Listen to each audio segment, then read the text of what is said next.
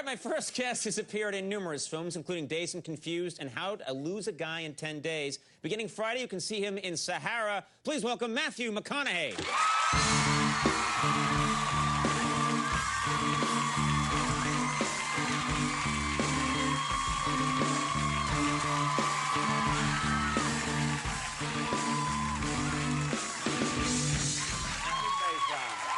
That's a good baseline. You had a good baseline? Yeah, man. What is it? Nanu? Nanu Nanu. I don't know. I didn't really. Yeah, there you go. What are we doing now? Oh, that's very erotic. Okay. Yeah, all right then. Remember that one? No. Y'all know what I'm talking about. And now I'm afraid. How are you? You look relaxed. You look. Good, most of the guests I get here, like for me, I never leave this place. You know, the guests come in looking tanned and relaxed. I'm this pasty weirdo that's in this studio 24/7. But you look like I understand you've been all over the country, right? You've been traveling around promoting this movie. Where have you been? 8,612 miles, 42 days around the good old U.S. of A. Really, just traveling, spreading the word about Sahara. I got my Airstream, 28-foot trailer that I'm living in, pulling with my truck, wrapped it up in a Sahara billboard. Gone from city to city, screened the film for military bases. You got a billboard. You're driving around the country. You're a big movie star, and you're driving around the country with a billboard, stopping individual people saying, "Sahara, check it out." Hats like this, shirts. It's a shameless tour. Yeah, it's beautiful. You're going to hell. So you've been all over the place. What's the most? You could tell us. What's the most interesting town that you've been to in America? Most interesting town. All right, now this place is not the perfect example for all the great cities and people that I did meet, but it was the most interesting, and I'm not even going to say the name of it because they quarantined the whole damn thing. Right. We pulled into this one spot. It was one hotel. It was one gas station, a nameless place. A tiny little town, one hotel, one gas station. But a whole lot of people in the parking lot, and a whole lot of people in the plants, and a whole lot of people in the back of every place you looked on crystal methane. Yeah. I know that town. Town. You know that town, man. It's not a bad town. Oh, yeah. They have a Dairy Queen. No, they're very creative there. Yeah. They're very creative. So that's disturbing. Everybody in the town. I mean, what's that like when everybody in the kind of little tick, man. And they were had heightened forms of dyslexia. Right. It seemed like anyway. I mean, we had one cat that came up and knocked on the door of the RV and had to bring us out, and because he was very passionate about a truth that he had just crossed, and had just crossed him because he had just found out that he is both Jesus Christ and the devil at the same time. Was he? Both. He just found that out. He just found that out. And he wanted to let us know. Was he notified by mail? Well, yeah. This is incredible. Read this. No, it was divine intervention. Divine intervention. Okay. From above and below. Yeah. Wow. These are interesting people you met. It happened. He could have used a little bit of money, but he had other great thoughts. Yeah. He reminded us when he got really nice and sober and really thoughtful that there are two things you need in life. What's that? A good woman and crystal meth. Oh. These are terrible lessons for the kids.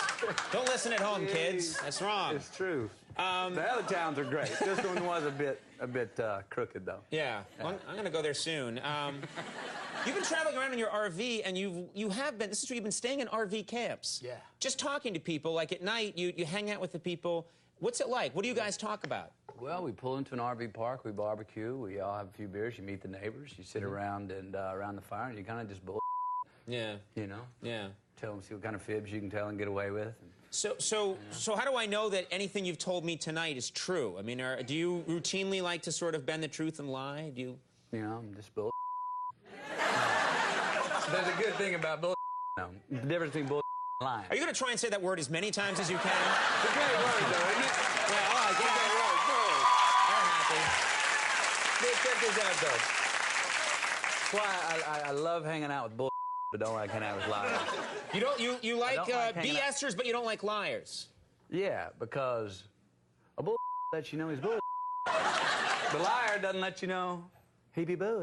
So you're hanging out with a BSer. BSers. Yeah, like now I'm trying to say that the bleep machine is on fire backstage.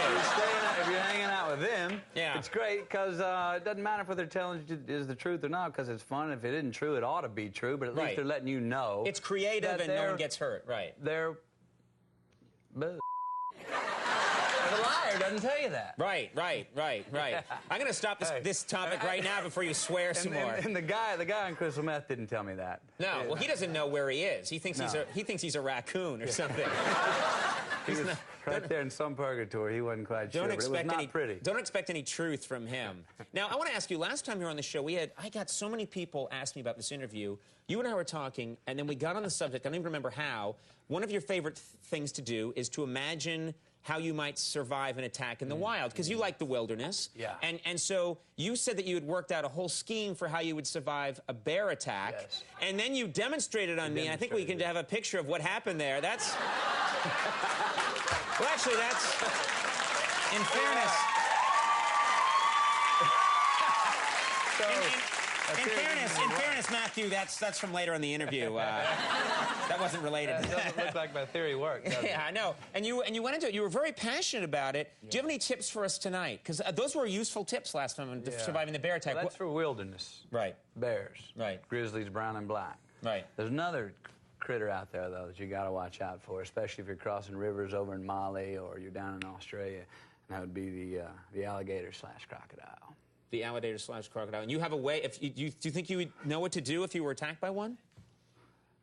I think it helps me sleep better to believe that this idea I have will work. Okay. First of all, going into it, if you're in the water, which is where crocodiles are going to come from usually, you're already on their playing field, so you're already bogeying on the way in. Right.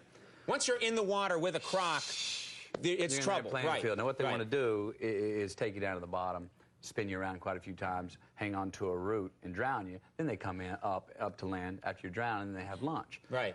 But I've heard that. They like to drown you first. Yeah, drown you first, then get you up. Now, I'm figuring this idea is you're not going to come out of this unscathed, all right? But as soon as they open the mouth, you're going to have to take a lick. I'll be the croc. You be the croc, okay?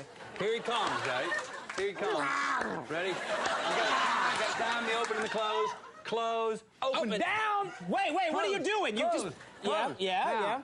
He's hung up on my shoulder, right? He can't, I've got him pinned open, so his jaw's stretched, but guess where my hand is?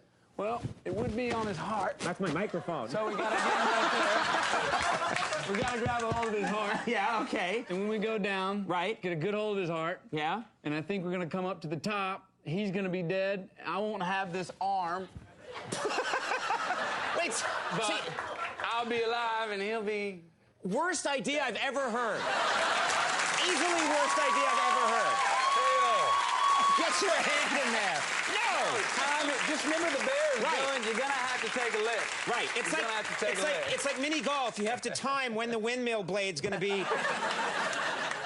Well, once you've entered the inevitable, is what I'm talking about. Yeah. We are so tight on time that we have to get right into the clip for Sahara, and I want to make sure people appreciate this is like a really fun action adventure movie. It is a great one, and it really is fun, funny, super cool, man. And I mean cool in that funny way, man. We made a film that you're gonna go. You spent too much time in that crystal meth town. And it's a great adventure, man. We've got stunts and action sequences in this. We race everything from convertibles at 80 miles an hour, camels, to land yachts across the desert. Right. And we made a classy one, man, that I'm real proud to be a part of. All right, well, tell us what's happening in this clip. What do we need to know? It's called the Panama. Now, one of the things we do is myself and Al Giordino, my partner, who Steve's on, we get in some pinches, quite a few, and we come up with some very original ways of getting out of them. And this is what we call a Panama. All right, we got to get away from the militia on the river here. So this clip from Sahara.